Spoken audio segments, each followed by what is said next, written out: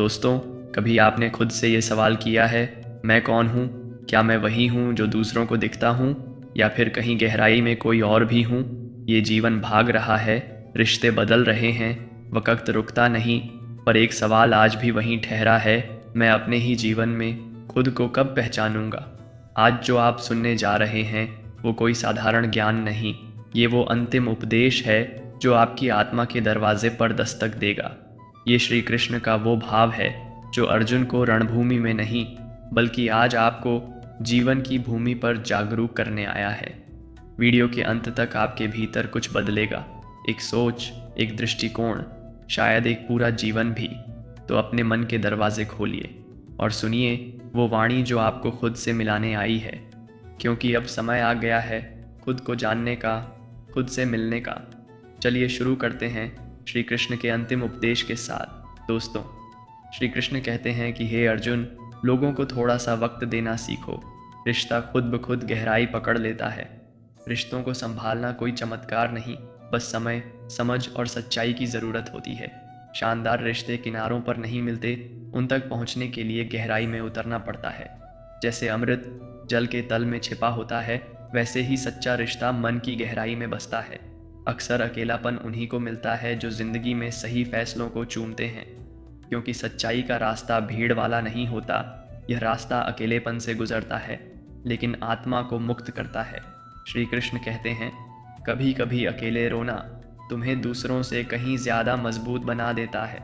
वो आंसू जो किसी ने नहीं देखे, वो ही तुम्हारे सबसे बड़े शिक्षक बन जाते हैं। अपनी खुशियाँ सबको मत दिखाओ, क्योंकि आजकल नज़रों से ज़्यादा दिल में जलन होती है। जो आंखें तुम्हारी मुस्कान देखती हैं, वो अक्सर दिल में तुम्हारा दुख नहीं समझती। दुनिया की हकीकत यही है कि सच्चे इंसान को बार बार सफाई देनी पड़ती है और झूठा इंसान बिना बोले ही भरोसे में आ जाता है। यही युग की चाल है, लेकिन तुम अपने सत्य से पीछे मत हटना। कुछ लोग ऐसे होते हैं जो दूसरों की तरक्की देखकर बीमार पड़ जाते हैं। उनकी कोई दवा नहीं होती, क्योंकि वो बीमारी दिल की होती है, दिमाग की नहीं। श्री कृष्ण मुस्कुराकर कहते हैं, बहुत मजबूत हो जाते हैं वो लोग जिनके पास खोने को कुछ भी नहीं बचता, क्योंकि जब खोने का डर चला जाता है तो इंसान निर्भीक, स्वतंत्र और सच्चा बन जाता है। कुछ रिश्ते टूट तो जाते हैं, पर ख़त्म नहीं होते, वो बस वक्त के परे चले जाते हैं। उनकी स्मृति तुम्हारे भीतर एक आत्मिक स्पर्श बन जाती है। कुछ गलतियाँ ऐसी होती हैं जिन्हें माफ़ करना तुम्हारी सबसे बड़ी भूल बन सकता है। माफ़ करना महानता है, लेकिन हर बार सह लेना मूर्खता है। श्री कृष्ण अंत में कहते हैं, अच्छे लोगों की सबसे बड़ी कमज़ोरी यह होती है कि वो सबको अपने जैसा अच्छा समझ लेते हैं। लेकिन दुनिया वैसी नहीं है जैसी तुम्हारी सोच है, इसलिए सच्चे बनो, पर सजग भी रहो। भगवत गीता का सार, मनुष्यता के मार्ग पर चलो, लेकिन आंखें खुली रखो। अकेलेपन से घबराओ मत, क्योंकि वही तुम्हें तुमसे मिलाता है। रिश्ता निभाओ तो गहराई से, क्योंकि उथले संबंधों की आवाज़ ज़्यादा होती है, लेकिन मूल्य कम होता है। और जब कभी जीवन का रास्ता धुंधला लगे, तो बस श्री कृष्ण का नाम लो और अपने सत्य पर टिके रहो। दोस्तों, श्री कृष्ण कहते हैं कि हे अर्जुन, अच्छे इंसानों की सबसे बड़ी कमज़ोरी ये होती है कि वे सबको अपने जैसा अच्छा समझ लेते हैं। पर दुनिया का नियम यह है कि सच्चाई को अक्सर समझने में समय लगता है, और अच्छाई को लोग तब पहचानते हैं जब वो दूर चली जाती है। शब्द शरीर से कहीं अधिक असरदार होते हैं। चेहरा लोग भूल जाते हैं, लेकिन बोले गए शब्दों की छाप आत्मा तक उतर जाती है। श्री कृष्ण मुस्कुराकर कहते हैं, झूठी कस्में इंसान को ऊंचा नहीं करती। हाँ, झूठ का बोझ ज़रूर बढ़ा देती है। अगर तुम्हें सफलता के द्वार तक पहुंचना है, तो मेहनत की चाबी को अपनाना ही होगा। भीड़ में जो शोर करते हैं, वो उसी भीड़ में खो जाते हैं, लेकिन जो मौन रहकर साधना करता है, वही सच में जब उसे अपने तरीके से जिया जाए। अगर तुम हर किसी को खुश करने में लगोगे, तो फिर शेर भी सर्कस में नाचने लगेगा। याद रखो, खुश रहने का अधिकार तुम्हारा है, किसी और का नहीं। कुछ लोगों को छोड़ना इसलिए ज़रूरी होता है क्योंकि अगर उन्हें ना छोड़ा तो वो तुम्हारी आत्मा को कुचल डालेंगे। हर रिश्ता ज़रूरी नहीं होता, और हर साथ सच्चा नहीं होता। दोस्तों, श्री कृष्ण कहते हैं, ज़्यादा बोझ लेकर चलने वाले डूब जाते हैं, चाहे वो सामान हो, संबंध हो या अभिमान। इसलिए हल्का रहो, विनम्र रहो और सजग रहो। अगर कोई व्यक्ति तुमसे रिश्ता नहीं रखना चाहता तो खुद को उसकी ज़िंदगी से अलग कर लो, क्योंकि वक्त उसे कद्र करना सिखाएगा और तुम्हें सब्र करना। जीवन का नियम यही है कि अगर जियोगे तो तकलीफ़ भी होगी, क्योंकि सिर्फ मरे हुए शरीर को जलने का एहसास नहीं होता। जो जिंदा है वो हर पीड़ा को समझता है और उसी से वह आत्मज्ञानी बनता है। जो इंसान बर्दाश्त करना जानता है वो कभी हार नहीं सकता, क्योंकि सहन शक्ति ही वह तलवार है जो अहंकार, ईर्ष्या और झूठ को काट देती है। सच्चाई हमेशा मौन के भीतर छुपी होती है। शोर करने वाले अक्सर झूठ का व्यापार करते हैं, और झूठ की सबसे बड़ी कठिनाई यह है कि उसे हर बार याद रखना पड़ता है, जबकि सत्य को कभी याद नहीं करना पड़ता, वो स्वाभाविक रूप से जिया जाता है। किसी का असली चेहरा तब सामने आता है जब तुम उसके मतलब के नहीं रहते।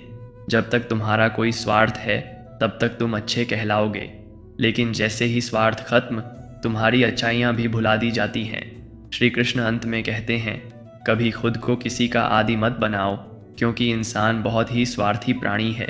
जो आज तुम्हें पसंद करता है वो तुम्हारी बुराई तक भूल जाता है, लेकिन जब तुमसे द्वेष करता है तो तुम्हारी सारी अच्छाइयाँ भी मिटा देता है। रिश्ते वो रखो जो आत्मा को शांति दें, बातें वो कहो जो मन को हल्का करें और सामने वाले को गहराई दें, और रास्ता वो चुनो जो भले कठिन हो लेकिन ईश्वर के करीब ले जाए। दोस्तों, जीवन में कुछ क्षण ऐसे आते हैं जो शब्द नहीं, आत्मा से महसूस होते हैं।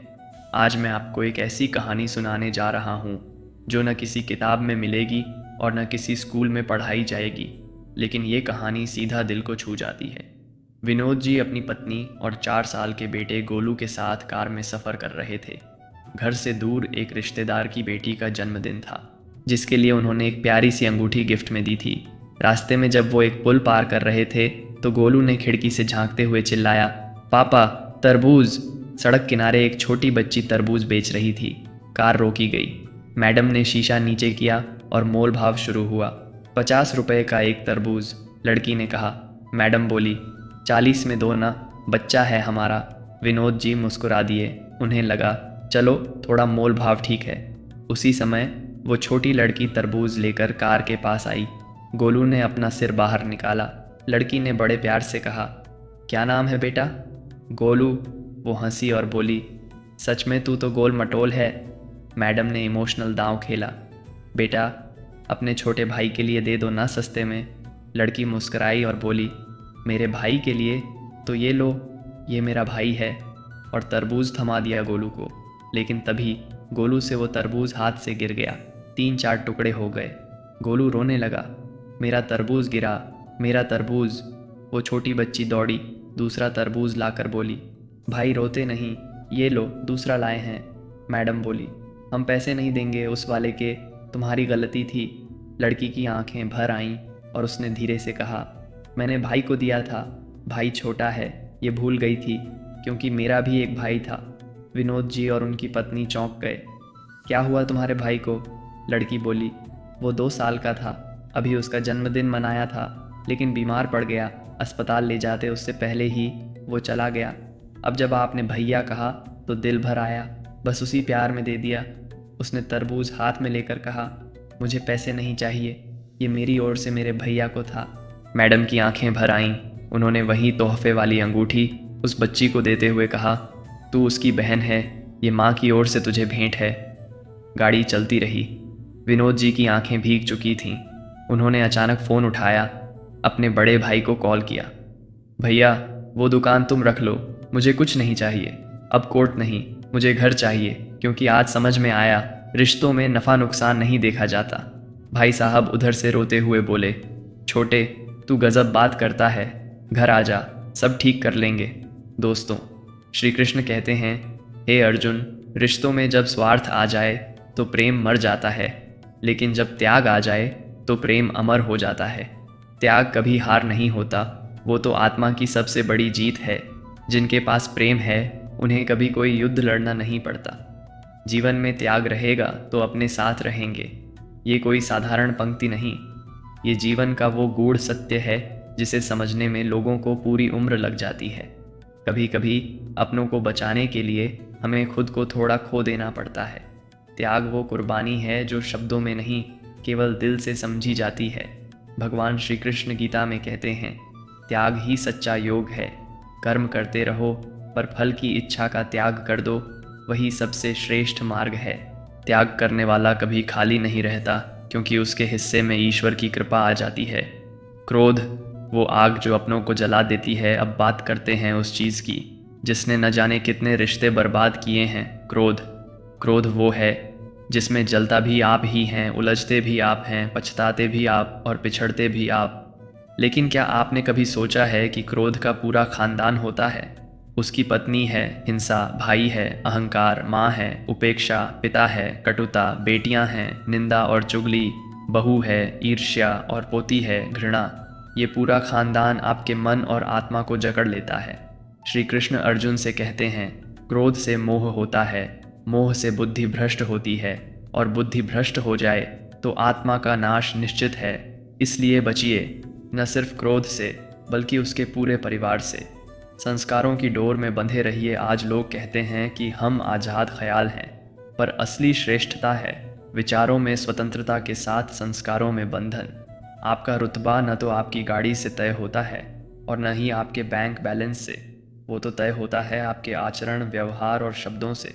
कभी याद रखिए, जहाँ सुई का काम हो वहाँ तलवार नहीं चलती। मतलब विनम्रता की जगह कभी अभिमान न लाओ।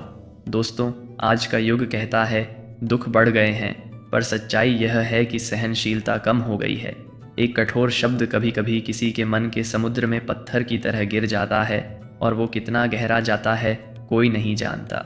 इसलिए सोचकर बोलिए, क्योंकि आपके शब्द किसी की मुस्कान भी छीन सकते हैं। अगर समय रहते हम अपनी बुरी आदतों को नहीं बदलते, तो वही आदतें हमारा समय बदल देती हैं। जीवन की सबसे बड़ी बेड़ियां बाहर नहीं होती, वो हमारे अंदर की होती हैं। इसलिए बदलाव चाहिए तो परिवार या दोस्त नहीं, खुद को बदलिए। सपने वो नहीं जो नींद में आए, सपने वो हैं जो नींद उड़ा दें। अगर निर्णय दूसरों को देखकर लेते रहोगे तो वही होगा दूसरों जैसा जीवन, दूसरों जैसा पछतावा। खुश रहना है तो फैसले अपनी ज़रूरत देखकर लो, न कि समाज के दिखावे को देखकर। दीवारों के कान नहीं, शब्दों का असर होता है। लोग कहते हैं दीवारों के भी कान होते हैं, पर हकीकत ये है लोग खुद बातें सुनते हैं और दोष दीवार को देते हैं। इसलिए अपनी वाणी को साधो, क्योंकि एक वक़्त के बाद शब्द भी हथियार बन जाते हैं। अंतिम श्री कृष्णीय संदेश, हे अर्जुन, क्रोध, लोभ, मोह और अहंकार ये सब आत्मा के दुश्मन हैं। जो इनसे ऊपर उठ जाए वही योगी है, वही विजयी है। तो आइए त्याग करें, विनम्र बने और ऐसा जीवन जिएं जिसमें क्रोध नहीं, करुणा हो, और अभिमान नहीं, आत्मज्ञान हो। तो दोस्तों, यह वीडियो आपको कैसा लगा? कमेंट में अपनी प्रतिक्रिया ज़रूर दें। वीडियो को लाइक, चैनल को सब्सक्राइब ज़रूर करें। धन्यवाद।